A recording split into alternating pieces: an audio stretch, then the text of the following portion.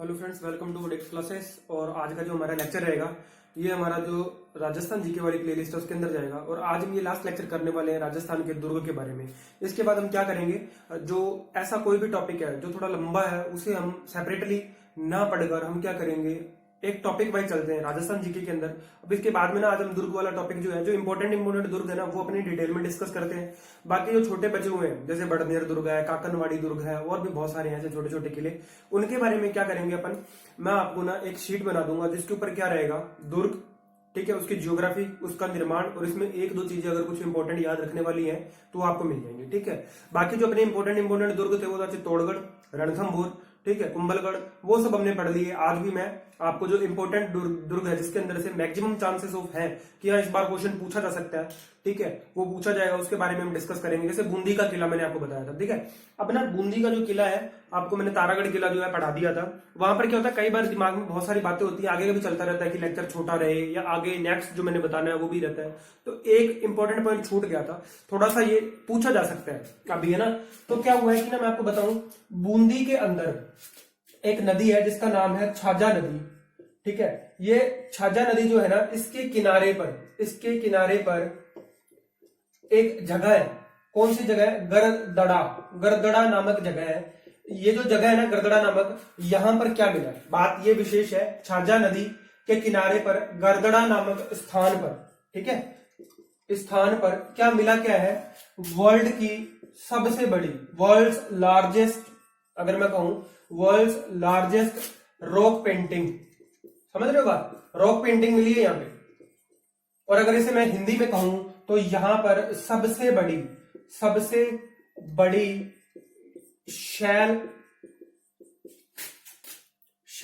चित्र श्रृंखला मिली है। बात समझ में आ रही क्या? हिंदी में तो ये हो जाएगा, और इंग्लिश वाले जो है वो ऊपर वाली लाइन याद रखना। वर्ल्ड्स लार्जेस्ट रॉक पेंटिंग जो है ना, कहां पर मिली है? छाजा नदी के किनारे। और ये जो छाजा नदी अभी कौन से जिले में है, अगर ये पूछा जाए तो ये है बूंदी में है, ठीक है। बूंदी में छाजा नदी के किनारे गरदड़ा नामक स्थान पर वर्ल्ड की सबसे लार्जेस्ट रॉक पेंटिंग मिली है, जो कि सबसे बड़ी शैल, अगर मैं बोलूं शैल चित्र श्रृंखला है, ठीक है। इसकी लंबाई, अगर इसकी लंबाई की बात करें तो 35 किलोमीटर इसकी लंबाई है। देखो बहुत बड़ी होती है। और इसे बोला क्या जाता है? इसे बोला जाता है यहां पर रॉक पेंटिंग। एक मिनट, सबसे पहले ना इसकी जगह जो है ना वो लिखो, कहां से कहां तक है, ऐसे नहीं बैठेगा। 35 किलोमीटर तो इसकी लंबाई है। ये शुरू कहां से होती है ना, इसकी बात करते हैं पहले। ये शुरू होती है भीलवाड़ा में, एक डैम है, ठीक है। भीलवाड़ा में जो डैम है ना, कौन सा, अगर मैं बोलूं, इंग्लिश वाले तो भैया ये स्पेलिंग लिख लो, मांडल डैम, है ना। और जो हिंदी वाले हैं वो लिखो मांडल बांध से शुरू होती है ये, ठीक है। और भीलवाड़ा से शुरू होकर मांडल बांध से कहां तक आती है? ये बूंदी तक आती है, गरदड़ा नामक स्थान तक। तो बात समझ में आई क्या? वर्ल्ड्स लार्जेस्ट, ये क्या है, हमारी सबसे बड़ी क्या है, रॉक पेंटिंग है। ये क्वेश्चन जो है ना अब पूछा जा सकता है। क्यों मैंने बताया इसको? क्योंकि बूंदी के अंदर आपने ना उस टाइम पे भी अपने एक पॉइंट डिस्कस किया था कि राव उमेद सिंह ने ना बहुत सारी वहां पे डायग्राम्स बनवाए थे। चित्रकला का बहुत विकास हुआ था, भित्ति चित्र बहुत ज्यादा है। अगर बात करें रंगशाला की तो वो भी कहां बनी हुई है? बूंदी के तारागढ़ किले के अंदर बनी हुई है। और ये भी क्या है, चित्रकला वाला जो है ना, ये रिलेटेड कॉन्सेप्ट कहां से है? बूंदी से है। इसलिए मैं बता रहा हूँ वर्ल्ड्स लार्जेस्ट रॉक पेंटिंग, सबसे बड़ी जो है ना हमारी शैल चित्र श्रृंखला, कहां है? ये बूंदी के अंदर है। और इसकी लंबाई 35 किलोमीटर है। कहां से शुरू होती है? भीलवाड़ा में, मांडल डैम से शुरू होती है, ठीक है। मांडलगढ़ का नाम बहुत बार आएगा, जब भी हम आजादी के आसपास की बात करेंगे ना, 47 तब भी आएगा, 57 की बात करेंगे पुराने विद्रोह की, तब भी मांडलगढ़ का नाम आएगा, बिजोलिया की बात करेंगे तब भी भीलवाड़ा और मांडलगढ़ का नाम आएगा, ठीक है। छतरियों की बात करेंगे तब भी नाम में आएगा, ठीक है। तो ये जो है ना, आप ये डिटेल जो है इसका स्क्रीनशॉट ले लो, और फिर हम आगे बढ़ते हैं हमारे आज के नए टॉपिक की तरफ, ठीक है। आगे बढ़ते हैं बिना समय गवाए।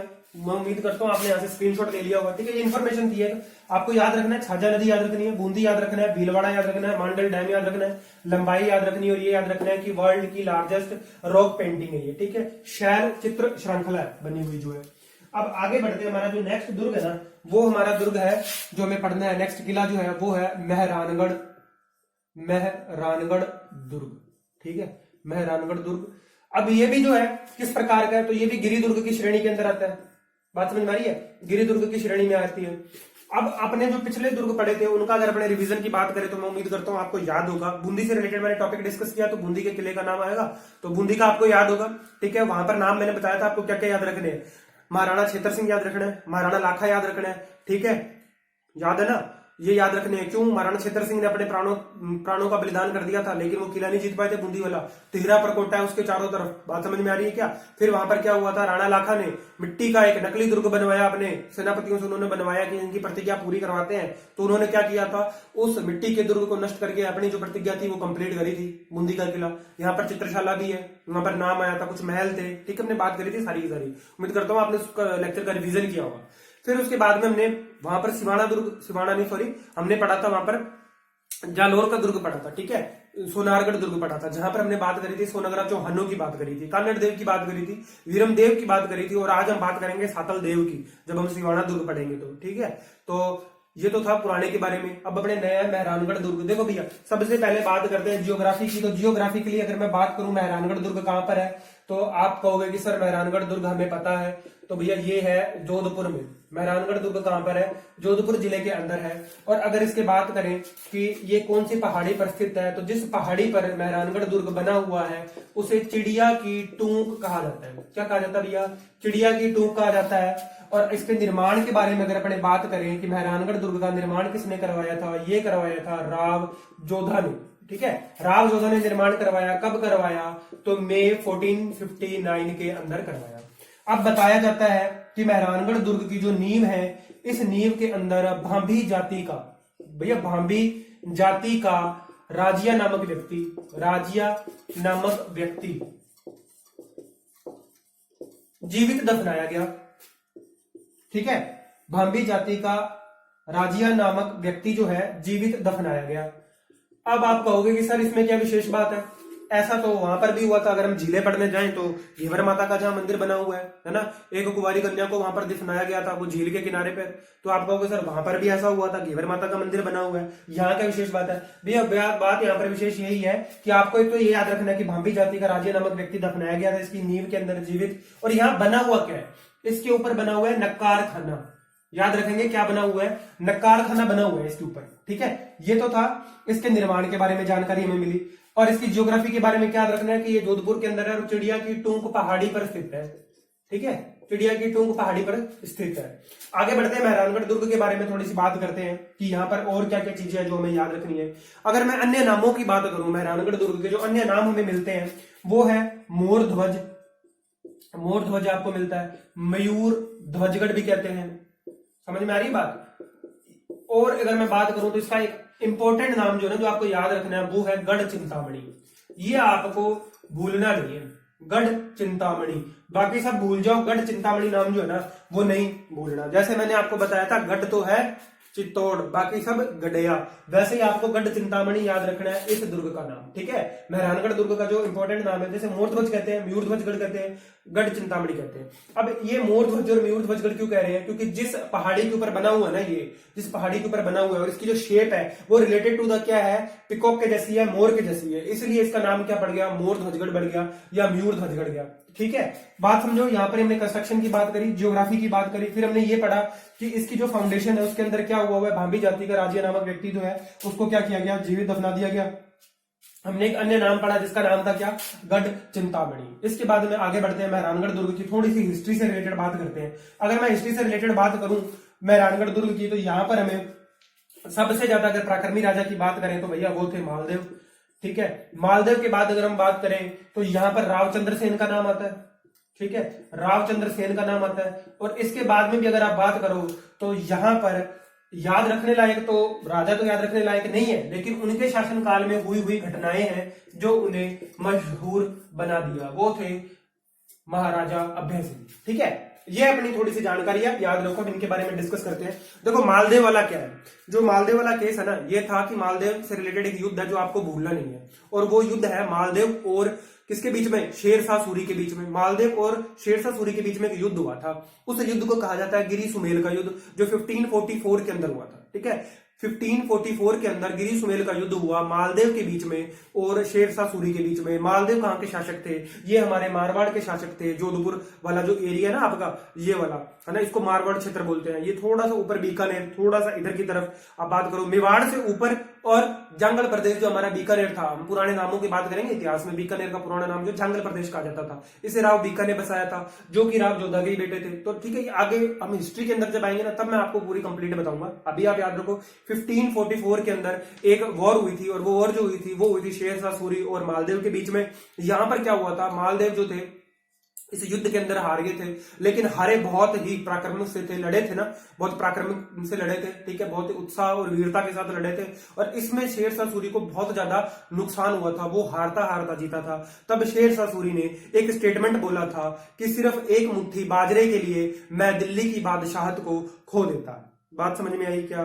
यहां पर फिर से एक स्टेटमेंट आया जो आपको याद रखना है, भूलना नहीं है। जब भी जोधपुर मारवाड़ की बात में आएगी, मालदेव का नाम आएगा, और मालदेव का नाम आएगा तो ये स्टेटमेंट बेशक पूछा गया स्टेटमेंट है कि यहां पर शेरशाह सूरी ने गिरी सुमेल के युद्ध को क्या कहा था कि आज एक मुट्ठी बाजरे के लिए मैं पूरे हिंदुस्तान की बादशाहत खो देता। तो गिरी सुमेल का युद्ध जो है बहुत इंपॉर्टेंट है। यहाँ पर मालदेव हार गए थे, लेकिन फिर भी इस युद्ध को याद किया जाता है क्योंकि शेरशाह सूरी जो थे यहाँ पर हारते हारते जीत गए थे।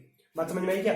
ये हमने बात करी मालदेव की। रावचंद्र सेन की बात करें तो रावचंद्र सेन जो है, इन्होंने भी मुगलों की जो थी अधीनता स्वीकार नहीं करी थी और लड़ाई करी थी, ठीक है, विरुद्ध खड़े हुए थे, इसलिए इन्हें याद किया जाता है। और बात करें अभय सिंह की, तो अभय सिंह के शासनकाल के अंदर जो अपने बात करें अगर पूरे विश्व की, तो विश्व के अंदर सिर्फ एकमात्र जो वृक्ष महोत्सव अगर मैं बात करूं, या वृक्ष मेला जो लगता है, वो हमारे राजस्थान के अंदर लगता है, और हमारे भारत के अंदर भी राजस्थान में, और राजस्थान के अंदर भी जोधपुर में, और जोधपुर के अंदर भी कहां पर, मारवाड़ रियासत का जो एक गांव था खेजड़ली, वहां पर लगता था। ठीक है दोस्तों, बात करें इनके शासनकाल में क्या हुआ था। 363 पीपल्स जो थे, 363 जो लोग थे, वो अमृता देवी बिश्नोई के नेतृत्व के अंदर क्या हुआ था, उन्होंने पेड़ों को कटने से बचाने के लिए अपने प्राणों का बलिदान दे दिया था। और इस वजह से हमारे राजस्थान के अंदर वृक्ष मेला, विश्व का एकमात्र वृक्ष मेला जो 12 सितंबर को भरता है, कहां भरता है भैया? राजस्थान में भरता है, और जोधपुर के अंदर भरता है। याद रखेंगे इस बात को। अमृता देवी बिश्नोई के नाम पर अमृता देवी वन्य जीव संरक्षण पुरस्कार भी दिया जाता है, ये भी याद रखेंगे। इंपॉर्टेंट पॉइंट्स है ये, थोड़े क्या है, आप अगर हम बात करें ना, तथ्य फैक्ट्स है, इनको याद रखना बहुत जरूरी होता है। ये नोट्स के अंदर आपको लिखा हुआ मिल जाएगा। अमृता देवी वाला लिखा हुआ नहीं है, बाकी सब लिखा हुआ है। 12 सितंबर को खेजड़ली महोत्सव मनाया जाता है, विश्व का एकमात्र वृक्ष मेला राजस्थान में भरता है। ठीक है, अभय सिंह से रिलेटेड है ये, क्योंकि उस टाइम राजा कौन थे? अभय सिंह थे। इनकी जो है सेनापति, वो लकड़ियां काटने के लिए गए थे। जब गांव में गए तो भैया बिश्नोई धर्म में आपको पता है 29 नियम दिए गए हैं। अगर मैं बात करूं तो जाम्बो जी जो थे, उन्होंने 29 नियम बनाए थे कि हरे पेड़ों को कभी कटने नहीं देना है, जीवों की रक्षा करनी है। तो उस बात को निभाते हुए यहाँ पर बिश्नोई धर्म के जो थे अनुयायी थे, उन्होंने अमृता देवी के नेतृत्व के अंदर 363 लोगों ने पेड़ों से लिकट कर अपनी जान दे दी और अपने प्राणों का बलिदान कर दिया। ठीक है, ये इसलिए अभय सिंह का नाम आता। तो तीनों राजाओं के बारे में एक एक आपको फैक्ट पता चला, मालदेव के बारे में, रावचंद्र सेन के बारे में और अभय सिंह के बारे में। आगे बढ़ते हैं। ठीक है, आप स्क्रीनशॉट ले लो इसका, इस पेज का अगर लेना है तो, नोट्स के अंदर लिखा हुआ है सब कुछ।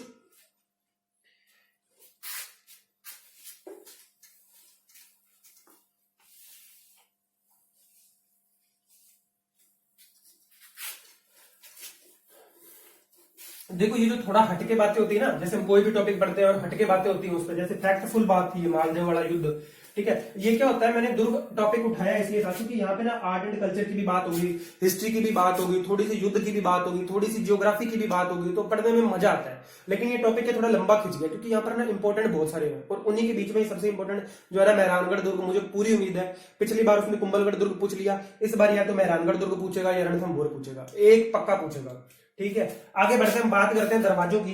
जैसे हमने हर जगह दरवाजे पढ़े हैं, यहां पर भी भैया दरवाजा जो है, अगर मैं बात करूं तो भैया उत्तर पूर्व दिशा के अंदर, उत्तर पूर्व दिशा में एक दरवाजा बना हुआ है, और एक दरवाजा जो है वो बना हुआ है दक्षिण पश्चिम में, है ना। तो बात करते हैं इन दोनों दरवाजों की। उत्तर पूर्व दिशा के अंदर जो दरवाजा है, इसका नाम, एक मिनट ना, आपको ये आवाज सुनाई देगी।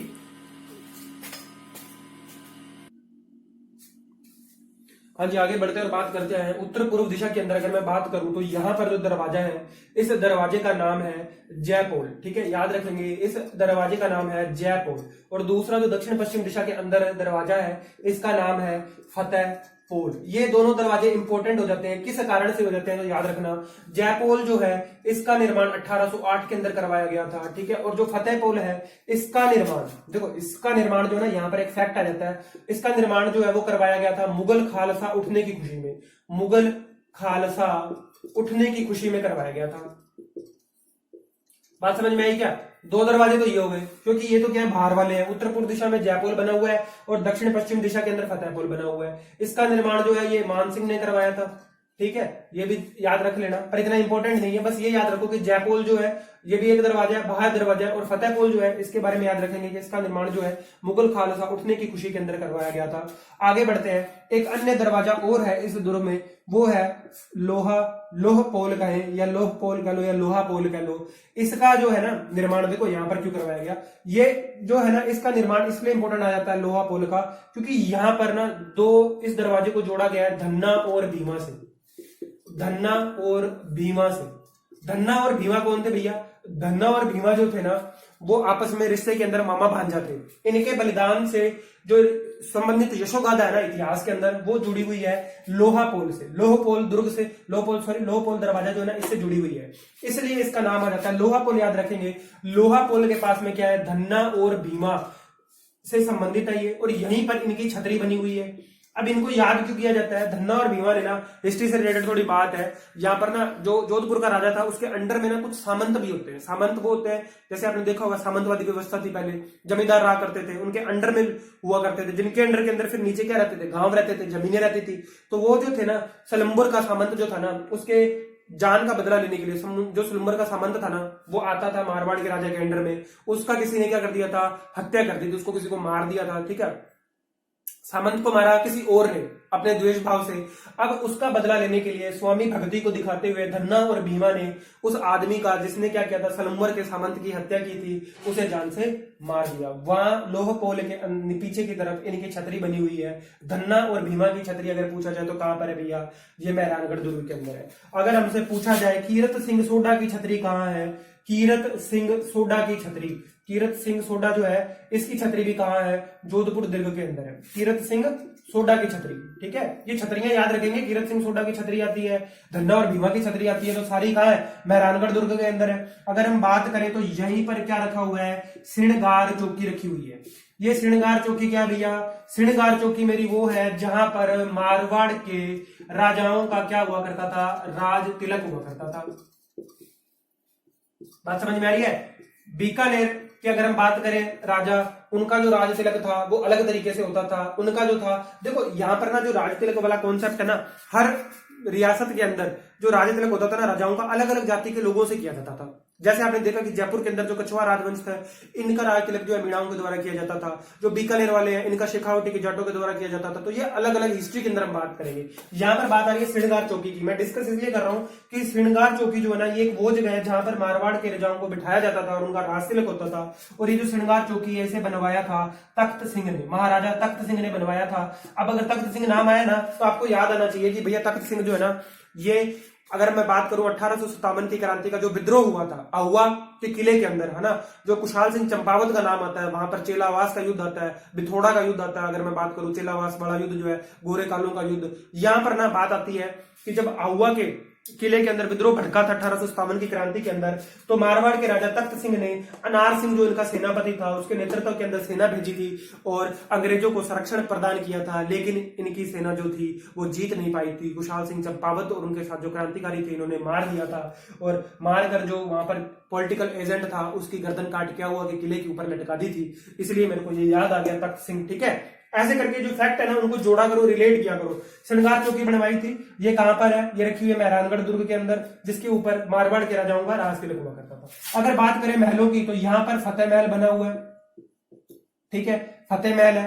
उसके बाद में अगर बात करें तो यहीं पर अपन क्या देखते हैं? चामुंडा माता मंदिर है। ये कुछ फैक्ट ऐसे हैं जो थोड़ा इंपॉर्टेंट है याद रखने वाले। चामुंडा माता मंदिर जो है ना, ये चामुंडा मंदिर अगर मैं बात करूं तो यहां पर क्या हुआ था, यहाँ पर कुछ साल पहले, मतलब लगभग 10 से 12 साल हो गए, 2008-2010 की बात है। यहाँ पर क्या हुआ था, भगदड़ मची थी। और वो भगदड़ जो थी ना वो मची किस कारण से थी? यहाँ पर थोड़ा कुछ ब्लास्ट हो गया था बारूद खाने के अंदर, ऐसा भी बताया जाता है। अखबारों के अंदर जो रहा उसकी जांच चली थी, ठीक है, मैं बताऊंगा आपको, चोपड़ा कमेटी थी उसका नाम था, ये पूछा नहीं जा सकता लेकिन फिर भी फैक्ट है, तो अपने इसको हिस्ट्री के अंदर डिस्कस करेंगे। चामुंडा माता मंदिर के अंदर क्या हुआ था, यहाँ पर जो था भगदड़ मची थी और बहुत सारे लोगों की मौत हो गई थी, इसलिए इस मंदिर को याद रखा जाता है, ठीक है।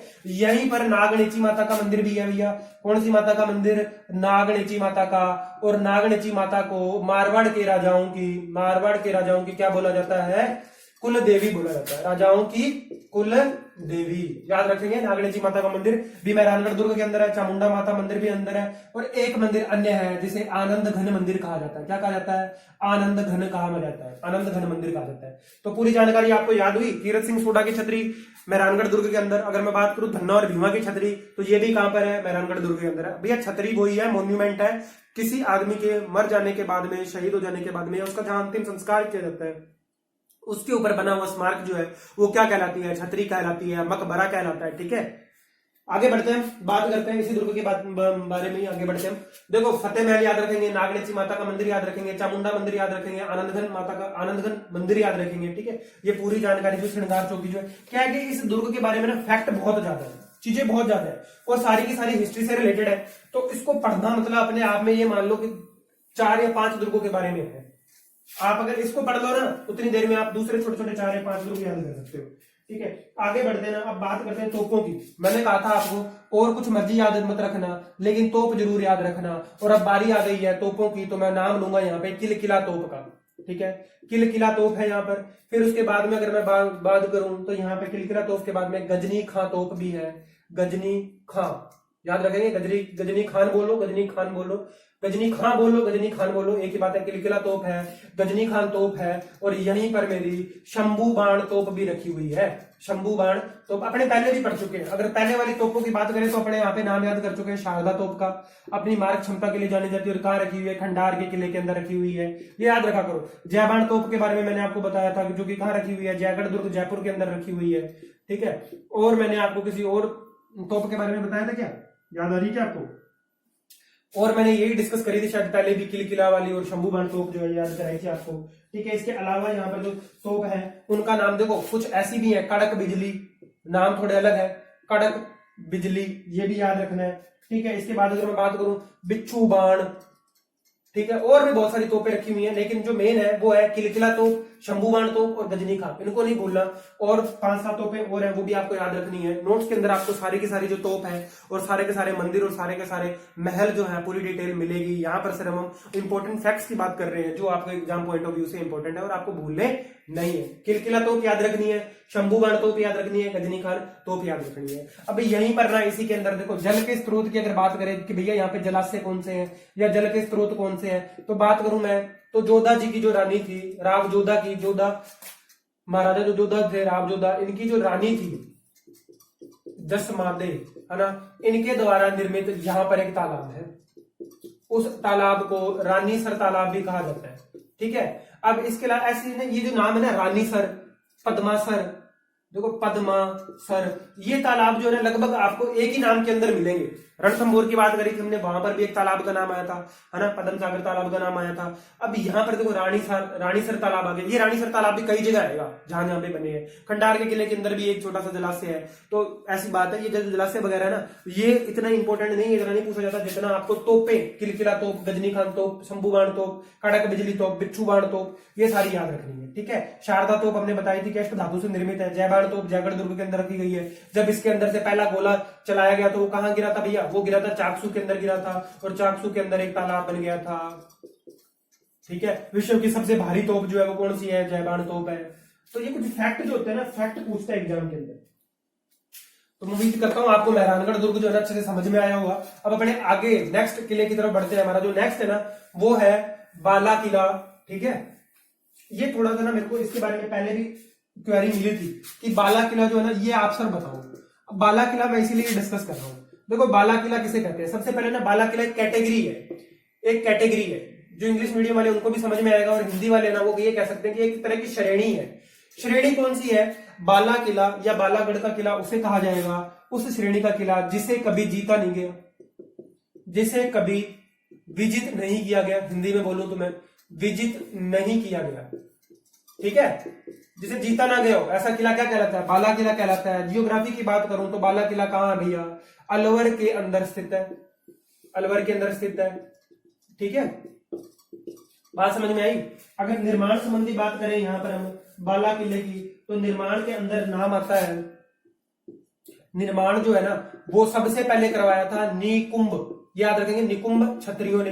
अब इसके बाद क्या हुआ, जो जिसको हरा देता था, जैसे एक राजा था उसके पास कोई किला था, उसने क्या किया, जब युद्ध लड़ा तो वो हार गया। अब जो जिसने जीता है ना वो उसके किले पर क्या कर लेगा, अधिकार कर लेगा। और अधिकार करने के बाद में वो बंदा क्या करवाएगा, उसके अंदर कुछ नए कंस्ट्रक्शन करवाएगा, है ना, कुछ क्या कराएगा, रिकंस्ट्रक्शन करवाएगा। अगर मैं बात करूं कुछ रिपेयर और मेंटेनेंस भी करवाएगा।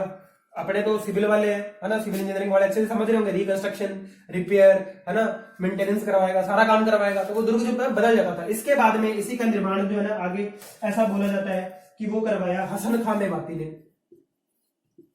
हसन खां मेवाती ने इसका निर्माण करवाया। ठीक है, ये तो इसके निर्माण की बात हुई। जियोग्राफी की बात करी तो हमने कहां पे स्थित है, ये अलवर के अंदर स्थित है। अब ना यहां पर आता है लास्ट में एक इंपॉर्टेंट फैक्ट आता है जो आपको याद रखना है, वो ये है कि सन 1775 के अंदर इसके ऊपर अधिकार किया था अलवर के महाराजा, अलवर के महाराजा जो थे ना उनका अधिकार हो गया था। कब हो गया था भैया, तो ये हो गया था 1775 को इनका अधिकार हो गया था, और इनका नाम था प्रताप सिंह। ठीक है, प्रताप सिंह है इनका नाम। महाराणा प्रताप सिंह जो है 1775 के अंदर उन्होंने इस बाला किले को क्या कर लिया था, अधिकार में ले लिया था। ठीक है, जीता नहीं, मैंने ये नहीं बोला कि इसको जीत लिया था, इसको अधिकार में कर लिया था। ठीक है, अधिकार करने में और जीतने में बहुत फर्क है, बात समझ में आ रही है? तो ये था बाला किला। बाला किला किसे बोला जाता है? बाला किला उस कैटेगरी के किले होते हैं, इस कैटेगरी के दुर्ग है, ये भी गिरी दुर्ग की श्रेणी में आता है। ये भी लिख लो यहाँ पर, गिरी दुर्ग की श्रेणी में आता है। उस श्रेणी के दुर्ग होते हैं जिन्हें कभी इतिहास के अंदर विजित नहीं किया गया। ऐसी अगर हम दुर्गों की बात करते हैं ना तो देखो, भटनेर का दुर्ग जो है ना सर्वाधिक विदेशी आक्रमण झेलने वाला दुर्ग है। अपने कहेंगे देशी राजाओं द्वारा सबसे ज्यादा आक्रमण अगर किसी दुर्ग ने झेले तो वो कौन सा? चित्तौड़गढ़ दुर्ग है। तो ये फैक्ट होते हैं, फैक्टफुल बातें जो है ना वो बोली जाती हैं, और उनको क्या किया जाता है बाद में क्वेश्चन के अंदर एग्जामिनर जो है पूछ लेता है। जैसे अभी मैंने बताया था मालदेव वाली कि एक मुट्ठी बाजरे के लिए क्या होता, मैं हिंदुस्तान की बादशाहत खो देता। ठीक है, आगे बढ़ते हैं बिना समय गवाए। नेक्स्ट जो हमारा किला है वो किला है हमारा सिवाना दुर्ग। ठीक है, बाला किला आपको समझ में आया होगा। बस इसके अंदर ना इतनी बातें याद रखनी, फैक्टफुल बातें। आज ना इसके मैं नोट्स अपडेट कर दूंगा, उससे क्या होगा आपको पढ़ने के अंदर हेल्प मिल जाएगी। ये किलो वाला जो टॉपिक है। नेक्स्ट हमारा है सिवाना दुर्ग। देखो सिवाना दुर्ग जो है ना ये इंपॉर्टेंट हो जाता है। किस कारण से इंपॉर्टेंट हो जाता है? क्योंकि इसका जो हिस्ट्री है ना, हिस्ट्री इसकी वो रिलेटेड है कहां से? जालोर दुर्ग से। और मैंने आपको बताया था कि जालोर के दुर्ग जो थे, या जालोर का जो दुर्ग हमारा सोनारगढ़, उसके ऊपर अधिकार था सोनगरा चौहानों का, सोनगरा चौहानों का। और जो सोनगरा चौहान थे इनके अंदर एक प्रतापी शासक हुआ था, और वो भैया प्रतापी शासक थे कान्हड़ देव चौहान। कान्हड़ देव जो थे वो यहाँ के सबसे प्रतापी शासक थे, जिन्होंने अलाउद्दीन खिलजी को ललकार दिया था और युद्ध लड़ा था। उसी टाइम यहाँ पर साका भी हुआ था। मैंने आपको सोनारगढ़ दुर्ग बताते हुए पूरी इसकी डिटेल बताई थी, और बताया था कि कान्हड़ देव चौहान के बेटे जो थे वीरम देव, उनकी भी छतरी इसी दुर्ग के अंदर बनी हुई है। ठीक है, ये तो हम बात कर चुके थे जालोर दुर्ग के बारे में। अब सिवाना दुर्ग जो है ना, इसका जो है ना बात देखो, यहाँ पर नाम क्यों आता है, इससे रिलेटेड क्यों है। अगर हम बात करूं जियोग्राफी की, तो जियोग्राफी के लिए ये कौन सी जगह में है भैया? बाड़मेर जिले के अंदर है। बाड़मेर जिले की तहसील है सिवाना तहसील, सिवाना तहसील के अंदर है। ऐसे मैंने आपको बताया था कि बूंदी का दुर्ग जो है या बूंदी का किला जो है नानकपुरिया के अंदर है। वो आपसे ये ना पूछे कि तारागढ़ किला जो है, आपको ऑप्शन नहीं मिले बूंदी अजमेर, वो अलग अलग नाम लिख के दे देते हैं ऐसे लोगों का, तो आपको क्या याद रखना है? नानकपुरिया बताया था। तो ऐसे ये जो है ना ये सिवाना तहसील के अंदर है सिवाना दुर्ग। ठीक है, अब मैंने ज्योग्राफी के लिए बताया आपको, इसका एक अन्य नाम भी है और इसे कहा जाता है अणखड़ो, अणखड़ो सिवाणो। ये याद रखेंगे इसका अन्य नाम। ठीक है, बात समझ में आ रही क्या?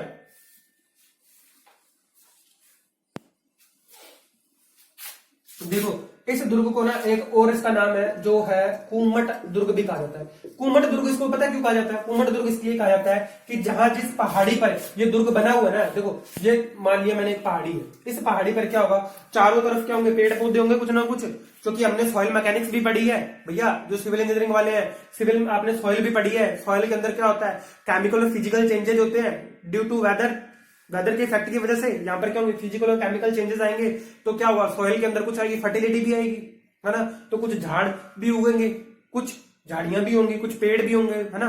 तो यहाँ पर क्या है, एक ना कुम्मट नाम का ना झाड़ी बहुत ज्यादा मिलती है, कुम्मट झाड़ी बहुत ज्यादा मिलती है। ये कुम्मट झाड़ी के कारण ना इस दुर्ग का नाम क्या पड़ गया, इसके चारों तरफ कुम्मट झाड़ी होने के कारण कुम्मट दुर्ग भी इसे कहा जाता है। अब यहाँ पर ये दुर्ग जो है ना, कानड़ देव चौहान ने अपने भतीजे सातल देव को दे रखा था। किसको दे रखा था भैया, दे रखा था सातल देव को। अब ये सातल देव जो था, ये कानड़ देव का क्या था, भतीजा था। जब अलाउद्दीन खिलजी सोमनाथ मंदिर पर अधिकार करने के लिए जा रहा था, या मैं यूं कहूं कि लूटने के लिए जा रहा था, तोड़फोड़ मचाने के लिए जा रहा था, अलाउद्दीन खिलजी जा रहा था कहां पर, सोमनाथ मंदिर पर आक्रमण करने के लिए। तो भैया कानड़ देव चौहान ने भी कहा मैं तुम्हें यहां से नहीं निकलने दूंगा, तो उन्होंने अपना रास्ता बदल लिया। ठीक है, वहीं पर इन्होंने भी ललकारा, सिवाना दुर्ग वाले सातल देव ने, इन्होंने कहा कि भैया जब वापस आ रही थी ना अलाउद्दीन खिलजी की सेना लूटपाट करके, तब इसने कहा कि अब मैं नहीं जाने दूंगा, पहले मेरे से लड़ो, मेरे से लड़ाई लो। तो भैया सातल देव जो था, इसने युद्ध किया अलाउद्दीन खिलजी की सेना के साथ, और भैया उनको बहुत ही बड़ी क्षति पहुंचाई। बहुत दिनों तक युद्ध चला, और ये इसी कुम्मट झाड़ियों की वजह से अलाउद्दीन खिलजी की जो सेना है वो इसको जीत नहीं पा रही थी। लेकिन अंत में क्या हुआ, इस किले को ये जीत गए। अलाउद्दीन खिलजी जीत नहीं पा रहे थे, झाड़ियों की वजह से उनको बहुत दिन लग गए। इन झाड़ियों की वजह से, इनका पथरीला रास्ता, पहाड़ियां ऐसी थी, ठीक है, जीतने में उन्हें दिक्कत बहुत आई, क्योंकि अलाउद्दीन खिलजी की सेना तो बहुत बड़ी थी भैया, बहुत बड़ी सेना थी उसकी। तभी तो वो अपने क्या रखता था, सीधा डायरेक्ट एक प्रोजेक्ट रखता था कि आज इसको जीतेंगे, इस किले को, कल उसको जीतेंगे, है ना। लेकिन यहाँ पर होता क्या था, उसे बहुत ही भारी पराक्रम का सामना करना पड़ा, जीतने में बहुत दिक्कत परेशानी आई। और सातल देव के नेतृत्व में यहाँ पर क्या हुआ था भैया, पहला साका हुआ था।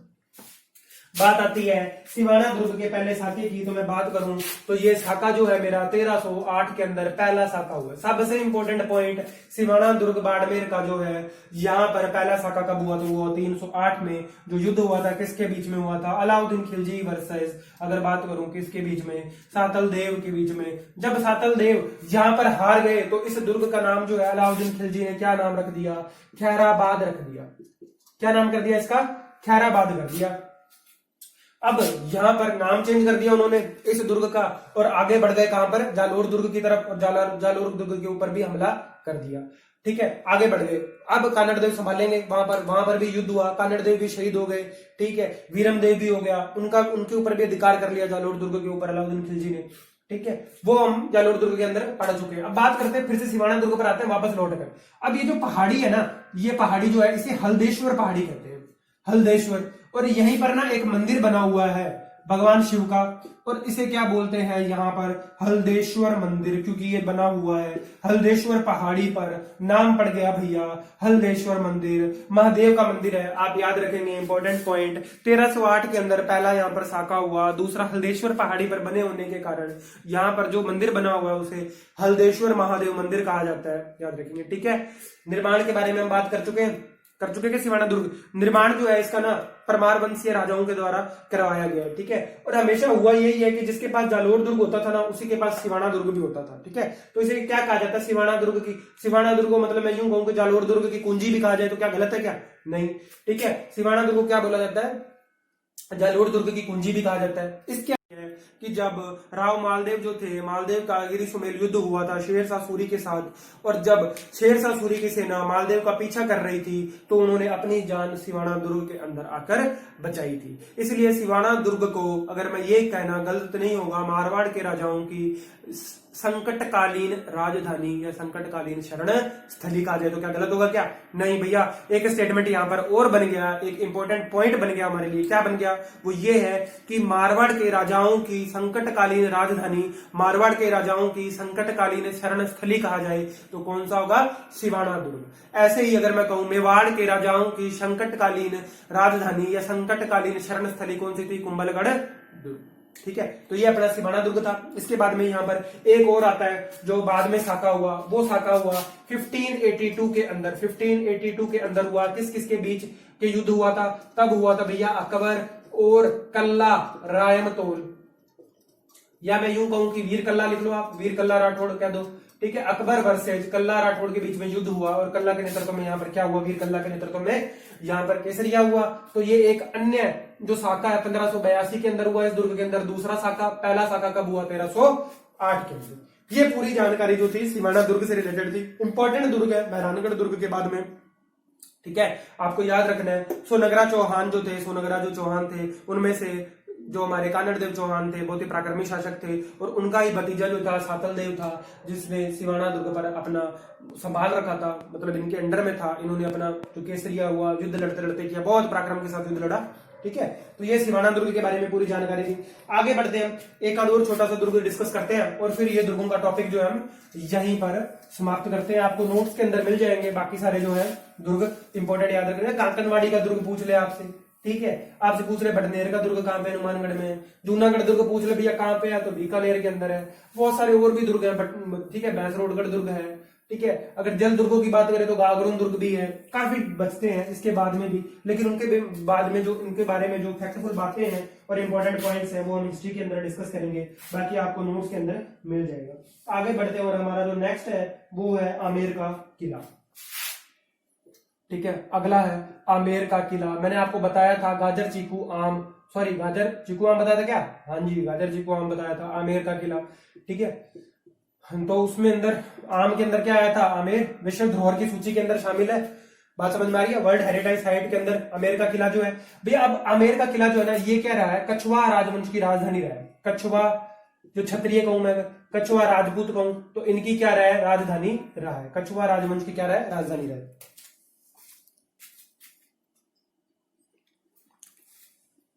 आमेर किला जो है ये कछवा क्षत्रिय जो राजपूत है उनके लिए हमेशा ही जाना गया है। ठीक है, और सबसे पहले अगर बात करें विश्व में नहीं, अगर हम इंडिया की बात करें, सबसे पहले भारत के अंदर मुगलों से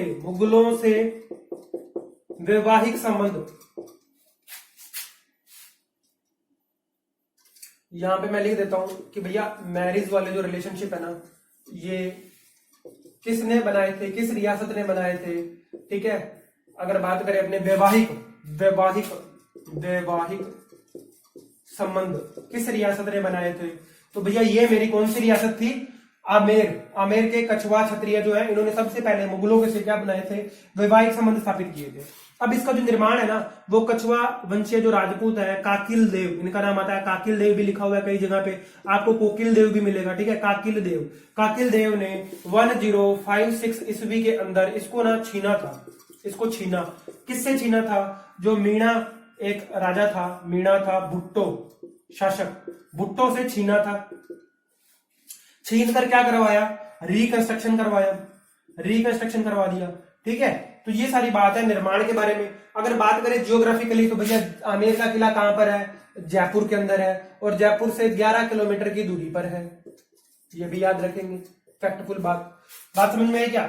यहां पर हमारा कंस्ट्रक्शन हुआ, जियोग्राफी हुई। अब ये जो दुर्ग है ना, ये चारों तरफ से क्या है, सुदृढ़ प्राचीरों से घुरा हुआ है। सुदृढ़ प्राचीर, मेरे को भी बहुत हिंदी पढ़ने में दिक्कत आती है, वैसे मैं आपको बताऊं, ये नाम मेरे को याद करना बहुत कठिन लगता है। सुदृढ़ प्राचीरों से घिरा हुआ है ना, थोड़ा कठिन है। तो सुदृढ़ प्राचीरों का मतलब क्या है कि भैया इसके चारों तरफ प्रकोटा भी है। ठीक है, वर्ताकार इसका एक मार्ग है, ऐसे घूम घूम कर ऊपर जाना पड़ता है। ठीक है, अब मैं बात करूं तो यहाँ पर बड़े बड़े बुर्ज भी बने हुए हैं। इस दुर्ग के अंदर महल भी है, शीला देवी का मंदिर भी है। ठीक है, उसके बारे में हम आगे बढ़ते चल जाते हैं। एक इंपॉर्टेंट फैक्ट और यहाँ पर आता है कि इस दुर्ग का ना एक बार नाम बदला गया। 1707 ईस्वी के अंदर क्या हुआ था, जो बहादुर शाह मुगल शासक जो थे, बहादुर शाह ने इस दुर्ग का नाम बदलकर क्या रख दिया था, मोमिनाबाद। ये पूछा जा सकता है कि किस दुर्ग का नाम जो है मोमिनाबाद है, मोमिनाबाद का दुर्ग कहाँ है, तो भैया ये आमेर के किले को ही बोला जाता है। 1707 के अंदर बहादुर शाह ने इस दुर्ग को अपने अधिकार में लिया और इसका नाम बदलकर क्या रख दिया, मोमिनाबाद रख दिया। जिसे फिर बाद में क्या हुआ था, अगर मैं बात करूं सवाई मान सिंह की, है ना, जो सवाई जय सिंह जो है, उन्होंने क्या किया था, फिर से जो ये दुर्ग की दीवारें थी ना, इनके ऊपर बहादुर शाह ने क्या किया था, सफेद कलर पुतवा दिया था, पुताई करवा दी थी। फिर उसे क्या हुआ, बाद में जब आजादी हो गई उसके बाद में भी बहुत लगातार कोशिशें चलती रही, और क्या किया, जो इतिहासकार है, या मैं बात करूं जियोलॉजिकल सर्वेक्षण वाले हैं, हमारा आर्कियोलॉजिकल डिपार्टमेंट जो है, उन सब ने कोशिश करके वापस जो यहाँ पे चित्रकारियां बनी हुई थी दुर्ग के चारों तरफ, उनको वापस पा लिया, साफ करके उसे कलर को। ठीक है, तो याद रखेंगे मोमिनाबाद एक फैक्ट है। 1707 के अंदर बहादुर शाह ने इस दुर्ग का नाम बदलकर क्या कर दिया था, मोमिनाबाद कर दिया था। ठीक है, आगे बढ़ते हैं। इस दुर्ग के अंदर अब याद रखने वाले कौन कौन से पॉइंट्स हैं, इंपॉर्टेंट पॉइंट जो है वो याद करते हैं। और देखते हैं कि इस दुर्ग के अंदर ऐसी कौन सी विशेष चीजें हैं जिसके कारण इस दुर्ग को भैया ले लिया गया वर्ल्ड हेरिटेज साइट्स के अंदर। ठीक है, ये बात इंपॉर्टेंट है। आगे बढ़ते हैं, देखते हैं इस दुर्ग के अंदर क्या क्या चीजें। अगर मैं बात करूं सबसे पहले इंपॉर्टेंट चीजें देखने लायक चीजों में सबसे पहले नाम आता है जलेब चौक का। ठीक है, जलेब चौक के बाद यहाँ पर इंपॉर्टेंट आता है शीश महल। शीश महल की बात करूं तो भैया पूरा कांच का बना हुआ है। इसमें अगर हम मोमबत्ती जलाएंगे ना, मोमबत्ती, इस महल के अंदर कोई भी एक व्यक्ति अगर मोमबत्ती लेकर खड़ा है तो हजारों कांच के टुकड़े हैं भैया, छत कांच की, दीवारें कांच की, एक ही व्यक्ति के यहाँ पर सैकड़ों चित्र दिखाई देते हैं। इसलिए इस दुर्ग के अंदर देखने लायक जो चीज है शीश महल सबसे ज्यादा इंपॉर्टेंट देखने लायक। जलेब चौक है, उसके बाद में इसमें दीवाने आम बना हुआ है और दीवाने खास बना हुआ है। देखो यहां से ना नाम से पता चल रहा है दीवाने आम और दीवाने खास कि भैया ये मुगलों जैसे नाम नहीं लग रहे, थोड़ा जैसे मुगल कालीन जो हमारे क्या हुआ करते थे, जितने भी आगरा किले की बात करूं वहां पर भी आपको दीवाने आम दीवाने खास मिलेगा। इसका कारण क्या है, क्योंकि यहाँ पर मुगल और राजपूत जो है ना स्थापत्य का सम्मिश्रण देखने को मिलता है। स्थापत्य का मिश्रण देखने को मिलता है, सम्मिश्रण देखने को मिलता है, दोनों मिलते हैं। ठीक है, दीवाने आम और दीवाने खास ये भी है इसी के अंदर। और आगे बढ़ते हैं, हम बात करते हैं यहाँ पर शीला देवी का मंदिर है। शीला देवी का मंदिर, इस मंदिर को भूलना नहीं। ठीक है, जगत शिरोमणि मंदिर भी इसे कहा जाता है। शीला माता का मंदिर है ये, शीला देवी का मंदिर है। ठीक है, क्या कहा जाता है इसे, जगत शिरोमणि मंदिर भी कहा जाता है, याद रखना इसको। दूसरा नाम इसका ये है जगत शिरोमणि मंदिर। अब यहां पर ना एक चीज और याद रखेंगे, दरवाजा अगर याद रखेंगे तो आप गणेश पोल, ठीक है, और सुहाग मंदिर या सौभाग्य मंदिर अगर मैं कहूं, सुहाग मंदिर, यहां पर क्या हुआ करता था। अब आप कहोगे कि सर सुहाग मंदिर या सौभाग्य मंदिर इसका नाम ऐसा क्यों है, भैया यहाँ पर जो अबेर की रानियां थी ना वो अपना गपशप का काम किया करती थी। अब दिन में कोई काम नहीं है, फ्री बैठी है, तो सुहाग मंदिर जो है ना इसके आगे, सौभाग्य मंदिर के आगे बैठी बातें किया करती थी आपको। हाँ भाई तू बता, हाँ तू बता क्या हुआ, कैसे कैसे, सब ये बातें चलती थी उनकी। ठीक है, तो ये है गपशप करने की जगह थी सुहाग मंदिर इनका। गणेश पोल याद रखेंगे, शीला देवी का मंदिर, जगत शिरोमणि मंदिर याद करेंगे, मुगल राजपूत स्थापत्य का सम्मिश्रण देखने को मिलता है। ठीक है, बहुत ही अच्छी जगह है ये। यहाँ पर शाम के टाइम में क्या होता है, लाइट और साउंड का शो चलता है, ये भी देखने लायक चीज है। ठीक है, ये सारी बातें हैं इसके बारे में जो याद करनी है। यहाँ पर ना एक स्टेटमेंट आता है, एक इतिहासकार हुए पुराने, अगर मैं बात करूं तो उनका नाम था भैया बिशप हैबर। आपको बिशप हैबर बोल लो। इन्होंने क्या कहा, इन्होंने कहा कि आमेर का किला जो है ना, जो कुछ मैंने, इनका स्टेटमेंट देखो क्या है, इनका स्टेटमेंट ये है कि जो कुछ मैंने क्रेमलिन के अंदर पढ़ा और सुना था उससे बढ़कर मैंने आमेर के किले के अंदर पाया।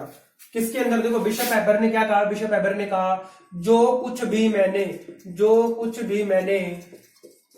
क्रेमलिन में सुना था उससे भी बढ़कर पाया, ये उन्होंने कहा।